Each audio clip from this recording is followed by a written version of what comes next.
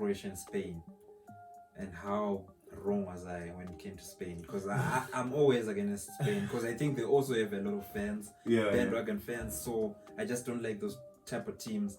So I just wanted them to play that slow, boring football and get, consider go and go out. But it's like they're starting to get a bit of form. 5 goals in the last group game, 5 goals now versus Croatia. They've got the scoring boost on. They're gaining momentum at the right time.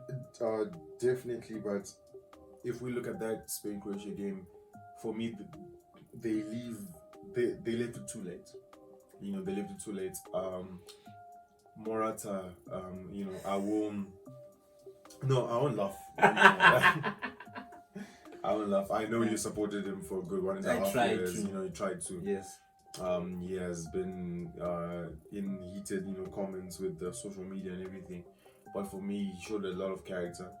After missing a pen, and everything, they're managing to at least score. How many was it? 2? Was it 2 or 1? I think 1. I think it was 1. So it's a step in the right direction. But if Spain are definitely gonna compete the way they competed against Croatia, Morata needs to bag chances. I think because they create a lot of chances for him. Yeah, they definitely create a lot of chances. Busquets, Koke, and Fabian in the midfield. Sorry, it's not Fabian. What's his name? Pedri, exactly. Pedri. Pedri is playing very well. The Spanish midfield is bossing it for me, and the pockets that they pick, the pockets that they manage to open up for the squad, I think for me it'll be very essential for Morata to put those chances away and make sure that he gives his squad a very, very big chance of going to the next stage, if I can say. Yeah. But if you remember when watching this game, it gets to extra time. The first half of extra time, Croatia get a couple of chances when it's still 3-3. They go 4-3 half. That could be different. How funny football can be. How funny, definitely. So for Croatia, but is this it? I think this is the end for Croatia because Modric is just so old now. Maybe 2022 World Cup they'll be there, but I think they'll be there just to participate. But yeah, I think this was as good as it got for Croatia. I will look at, I don't know, is it because just generally Spain were passing games, so Croatia were chasing the ball a lot? But if you looked at the fatigue Croatia had in extra time. Oh no. Oh no. One thing that I would definitely say was they were nowhere close. The fuel was out. First touches were no longer there. Simple passes, they were literally losing each and every ball, like a 5-6 yard pass. Someone could not even make it, properly. So for me, 1, they lost on fitness. 2, that the golden generation that really never had any. Okay, they had success, but we can't really call it success if you just get into the final or whatever. We really need to win your tournaments, and that squad that managed to reach the final, I don't think this set of players are ever going to be able to reach any other top level. It's another team that's in transition and needs to shuffle a couple things around and new blood. They definitely need new blood. Yeah. Okay, so now we're just gonna look at the rest of the matches quite quickly so that we finish off the show. Yeah. Italy and Austria. I was quite surprised that it actually got extra time. I thought Italy were going to just during the 90 get it over and done with. Yeah. As you said, from the start, no team really came here to just to participate. They were here to compete, to put in a challenge, to fight. And Austria definitely, gave it their best. But one thing I can definitely say is that Italian defense, they're the back, they are watertight. They're definitely watertight.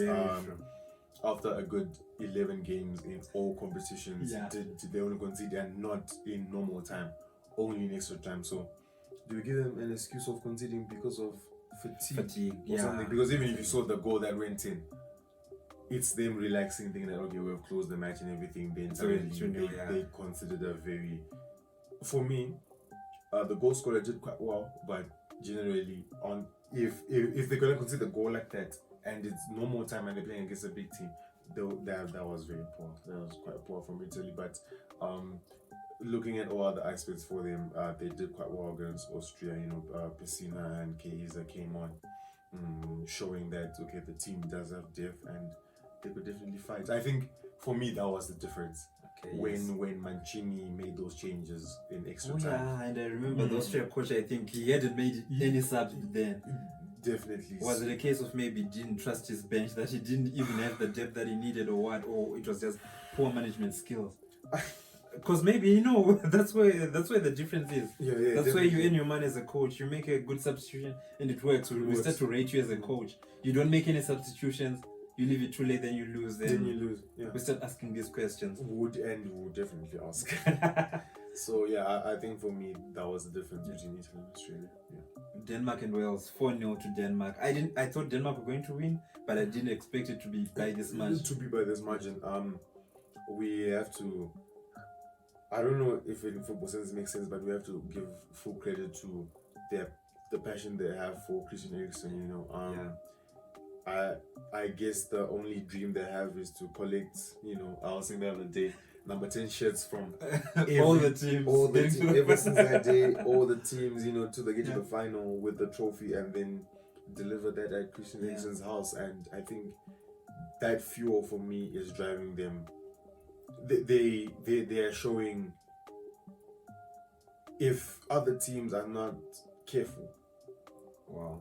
If other teams are not careful, Denmark will definitely, because if I look at the chances that they took, they didn't score easy goals. They scored class goals. Kasper Dolberg.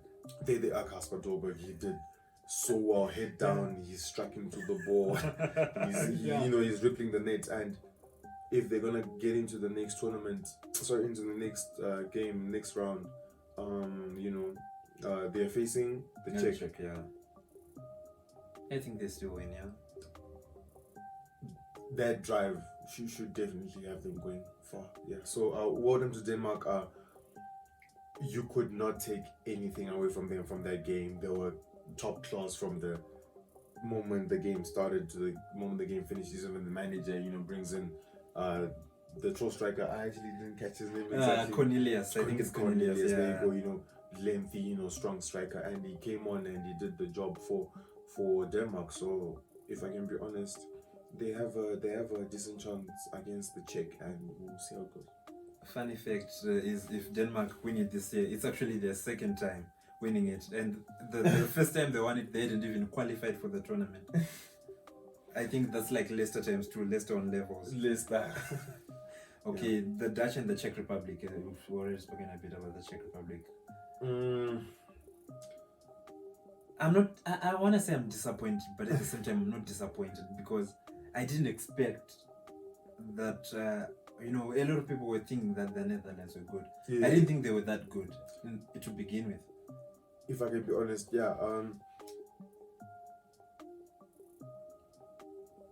I actually don't have words for them, but all I know is them exiting the tournament was, when a team leaves, let's say we're in France, exit the tournament, everyone was just like, wow. But when Netherlands lost, people were just like, Czech definitely deserve to go through. Yeah. So, and the Netherlands didn't even get a shot on target that game. They were just so poor. Isn't that another team that's going in transition? Yeah, they've been in transition for 6 years now. They can't get it right. I'm just happy that one thing that didn't make me happy is every team that's in the knockout stages right now, they deserve to be there. They worked hard to be there. It's a fight. If you have lost to a smaller team or to an underdog, it's not a case of your quality was all for anything, but it's just because the fight from the other team was just greater. And the Czech have been showing that. I mean, game in, game out, Patrick Schick is fighting. He took a penalty with blood running through his nose. Now, I always tell you, I don't like players who were soft. Too much in their emotions and everything. You should just, put the ball in the back of the net and then, celebrate in front of the fans with respect, of course, no racism, always, hammer on the facts in as much as other provinces don't really respect it, but, that's about it. Yeah, finally, Sweden and Ukraine through. But Forsberg, I remember the game last night. Hit the bar a couple of times.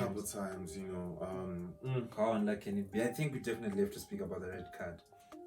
It's controversial and not controversial at the same time. But so what can be done? Is the rule correct, or maybe FIFA and IFAB, whoever make the rules, can make it a little better? Because I know it's a red card, but I sympathize with that guy.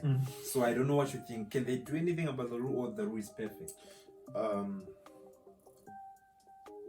One thing that I would definitely say is players now need to be more emotionally intelligent when it comes to challenges. We have been seeing this for many years. At some point we were saying, is it deliberate, is it not, was the intent? But dangerous play should be dangerous play. Foul play should be foul play. Even that thing of, what is it, a penalty in the box, is it a free kick on any other area of the pitch? If it's a foul, then definitely it should be a foul. Then it should be a foul. So if I manage to, let's say, get the ball, and my 2 feet are off the ground and everything, if I get the ball cleanly with my stars down, then it's okay. There's no problem with that. But yesterday he went high up onto his knee and could have broken his leg, and it was literally his ACL is it'll break. It'll definitely break. Yeah, because I remember he had to come off straight after that. He had to come off straight after that, and without your knee, football, you can never play it. So dangerous play should just be dangerous play. And for me, referees obviously just take an eye for that. I remember even the Germany-England game, Phillips came in a bit hard on Toni Kroos, went over the ball, went directly onto his shin, and rightly so the referee puts a yellow card, because that's the challenge. Is as you won the ball, it was reckless. So if you take the ball and you also take the man, but you take the man beyond the rules of the game, then it has to be a foul and either a red card or yellow card. You just had to put Kelvin Phillips and England in. Are we being fair now? No. And you just want to take away from a team? No, Chris, don't be jealous. Actually, no jealousy. If I can be honest, for the transfer window, I actually hope man, you can do some business with Leeds. Okay, yeah. To Pills. Yeah, he's a great player. He's a great kid.